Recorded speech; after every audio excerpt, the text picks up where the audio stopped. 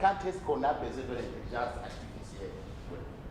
Mais basiquement, un ordinateur n'est qu'une machine à calculer.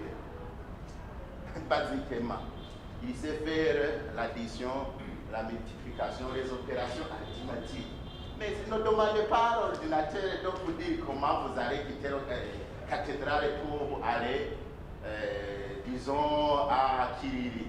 L'ordinateur en soi ne peut pas vous dire ça. Mais on peut donner des capacités à cet ordinateur pour qu'il puisse vous indiquer ou vous aider à vous compléter. Ouais. Dans ce que vous ne pouvez pas faire. Si on veut faire des opérations plus compliquées, il faudra programmer.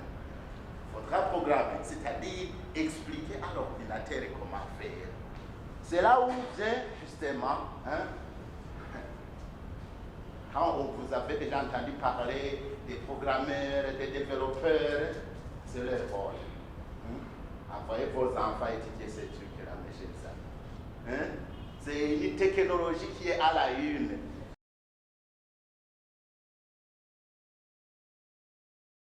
Comme on l'a dit, l'intelligence artificielle possède un immense potentiel pour servir au bien commun. Aujourd'hui, donc, pour parler d'éducation aux médias, nous avons toujours appris que l'éducation aux médias, on nous apprenait, nous faisions les médias, ou bien l'impact des médias par rapport à l'évolution de la société. Alors qu'il y a une tendance aujourd'hui où les journalistes voient il y a comme une menace, d'une certaine manière, il suggérait qu'il y ait une sensibilisation, une familiarisation et même une maîtrise. Donc, l'intelligence artificielle par les journalistes. Et du coup, ils peuvent utiliser des outils intelligents. Par exemple, pourquoi ne pas se donner des caméras intelligentes? Les caméras intelligentes permettent d'analyser pendant le tournage et d'interpréter les images. Ce qui a été fait a posteriori par les journalistes peut être fait en temps réel. Et du coup, le journaliste ne fera que seulement prendre ce dont il a besoin et il peut publier immédiatement.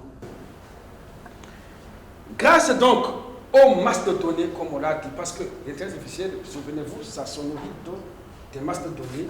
Aujourd'hui, on peut développer des actions prédictives avec la multiplication de capteurs numériques, c'est-à-dire les smartphones, les laptops, on a vraiment plusieurs façons de collecter l'information, de son, de texte, d'images. Il y a beaucoup d'outils aujourd'hui pour qu'ils sont utilisés. Déjà, il y a une masse de données dont on est capable plutôt de traiter parce que nous sommes dépassés par cette masse de données. Et du coup, vous comprenez que cela va permettre au rédacteur en chef d'orienter la stratégie de contenu.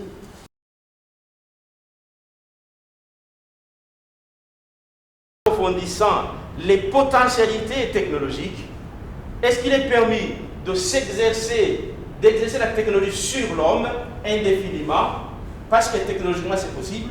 La question éthique se pose. Qui est le gendarme moral mondial pour ça? C'est qui nous interdit de le faire? Il est où?